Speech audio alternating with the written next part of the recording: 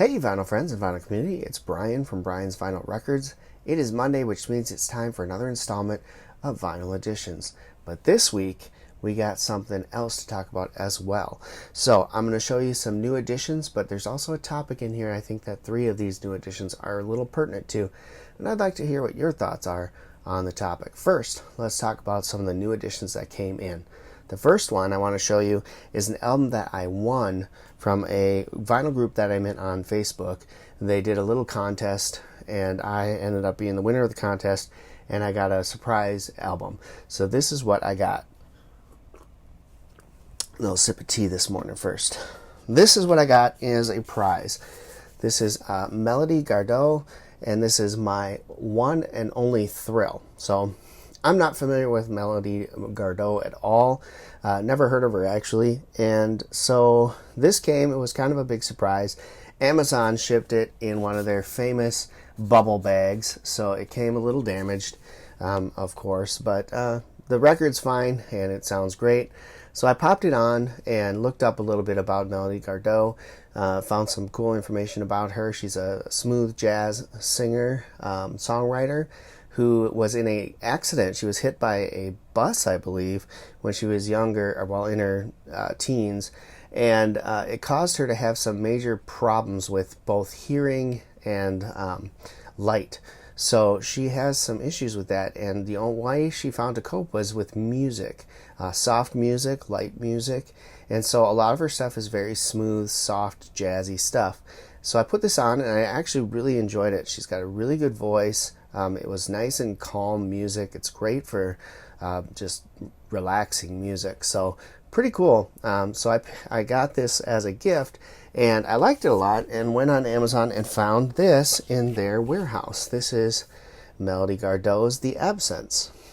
So I picked this one up as well. Now this one is an Amazon warehouse, and of course it's got some damage on the corners all over here, and actually this record was completely disgustingly dirty, so it needs a good thorough cleaning before I can give it a good listen. I did put it on for a little bit, but it was just caked and stuff, so I took it off my record player right away because I didn't want all that on my needle and everything else. So I picked this up as well from the warehouse. Very excited about this. The other thing I picked up at the same time was this. I'm very excited about this. So if you followed my channel at all or followed any comments I've made on other people's posts, you will know that Paul McCartney's Ram album is very special to me. It's my favorite of his solo albums, and a lot of it is because of sentimental reasons. This is the album that my dad had growing up, so it was really the only Paul McCartney solo album that we had in the house. And I really love the music on it. I have his copy of it in my collection. And when I saw that this was put out later on, I thought, well, this is kind of cool. Paul went through kind of a jazzy phase, and he decided to record a project called Thrillington.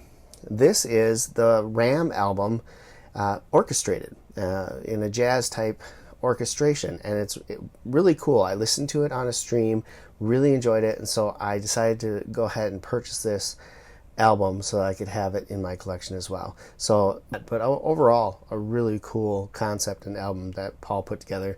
He put it out under, I believe it was called Percy Thrills Thrillington, instead of his own name. And yeah, so if you want to, I would highly recommend checking this out on your streaming service because it's pretty cool. All right, so let's get into the topic I wanted to discuss. And I have shown some of these before in the past, and I just thought it'd be cool to open it up. So everybody knows that I have, well, if you watch my videos, you know I have this copy of Van Halen's For Unlawful Carnal Knowledge. This is a Brazilian press, if I'm not mistaken, and I paid a good amount of money to get this.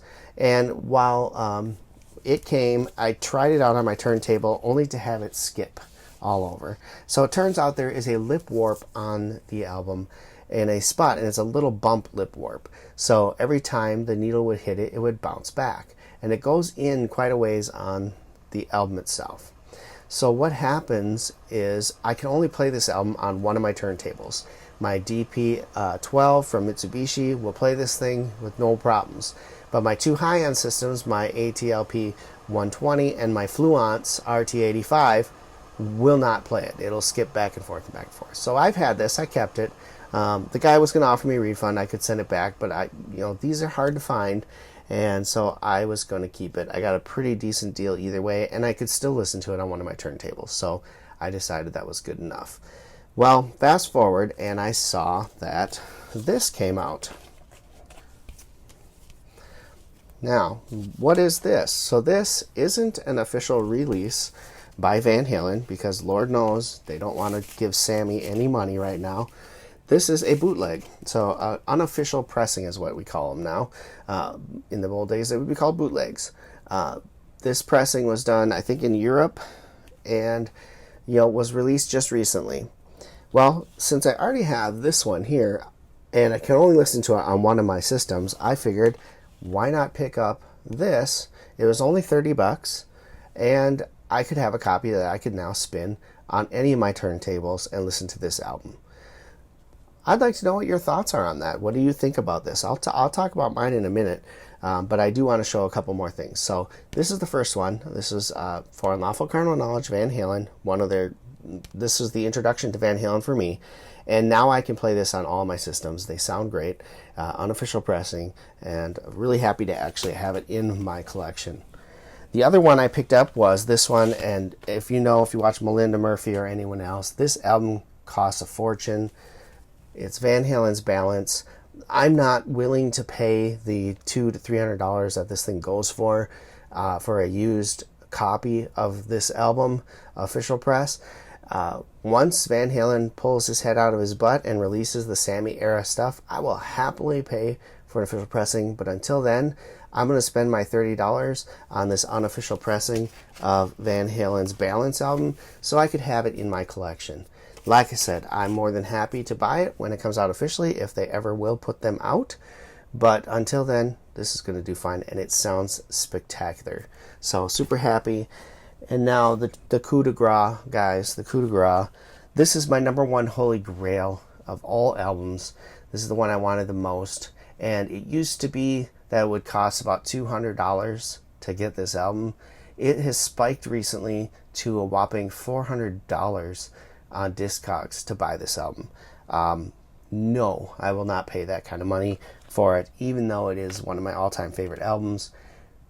Then I got a notice that a unofficial pressing was coming out, and I just about hit the floor. So I found out when and where to get it, and I now have a copy of Motley Crue's 1994 self-titled album. It is a bootleg. It is a unofficial pressing, which is kind of funny because if you look on the back here, that is a picture of Motley Crue with, who's that? That's Vince Neil. Vince Neil is not on this album, folks.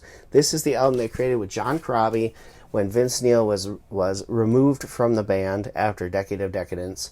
And this is the album that they put out, the one album with John Corabi. It is my favorite Motley Crue album, and I know to a lot of Motley Crue fans that is blasphemy, but it is by far my favorite. I saw this concert tour. I saw them play this. John Corabi was amazing. He's one of my favorite singers. And I can't say enough about this. This is a pretty cool little bootleg. It's got yellow vinyl, and there is an insert in here that has the lyrics, which is pretty cool, and an actual picture of the band with Corabi inside, which I don't know why they didn't use that on the back of the cover, but such is life.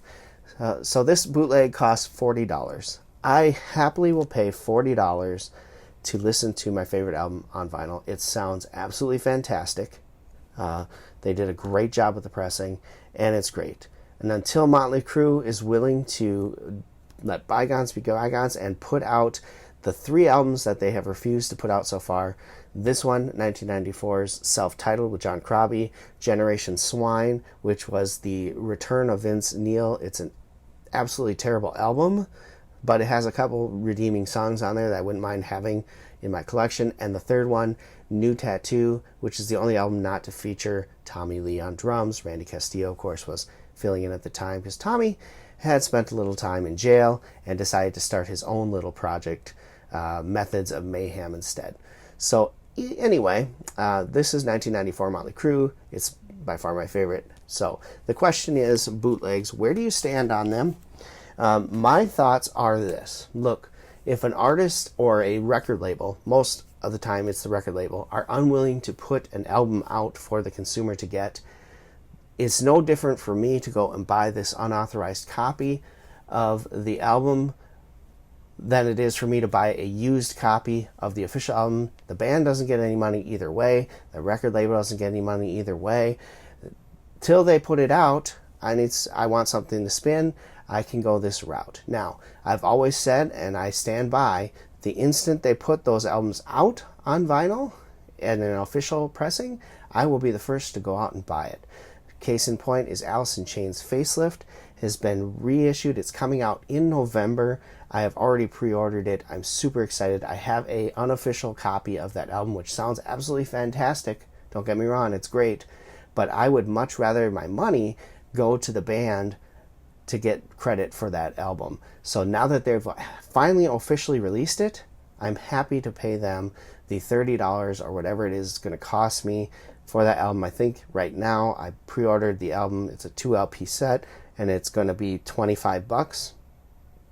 That's a pretty darn good price. I paid more for that bootleg, that's for sure. But in the meantime, I was super happy to have this. When I got the feeling I wanted to play Facelift, I wanted to listen to Man in the Box, I had the ability to go reach over there and grab it and put it on my turntable and listen to it. So key for me is no problems buying these unofficial releases of albums that you cannot get. If the album is widely available, so for instance, there are lots of bootleg copies of things like Back in Black, all sorts of other albums that are widely available. You can go purchase them in stores. To me, no, we don't buy those, because that to me is definitely robbing from the artist, because that is available for you to purchase from them through the record companies and through the labels. That's the way you should go. I get that there's all sorts of cool color variations and whatnot, and I don't give a crap about that kind of stuff, and maybe you do, but I'd rather my money go to support that artist than to go to a unofficial pressing of that album. But when those pressings are not available, have not been available for many, many years, I have no problems picking up something and waiting my time for them to finally put it out. So that's my thoughts. I don't know what your thoughts are. Let me know in the comments below. I'd love to hear from you. As a musician myself, I understand the frustration of music getting out there for free, or in this case not free, but where you're not getting compensated for them. However, in these situations, the record labels aren't doing them any good by not putting them out themselves. Obviously the demand is there, otherwise these unofficial pressings wouldn't be coming out. So maybe they need to take a look at that practice and put these albums out. I know there's a lot of different things that go on there.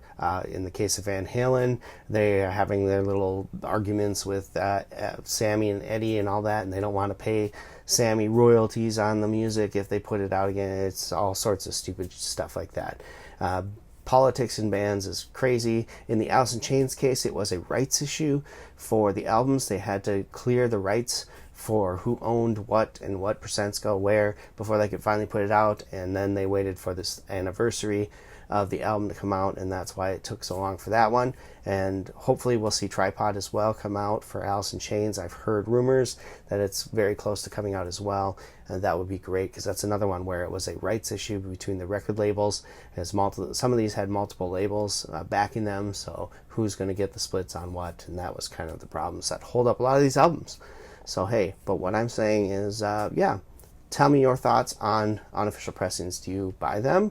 Do you like them? Are you anti-unofficial pressings? Are you pro-unofficial pressings? Where do you stand on that feature? It'd be great to hear your opinions in the comments below. Give this video a thumbs up if you enjoyed it, and don't forget to subscribe if you're new. Thank you so much for watching. I hope you enjoyed this. Until next time, keep spinning, vinyl friends.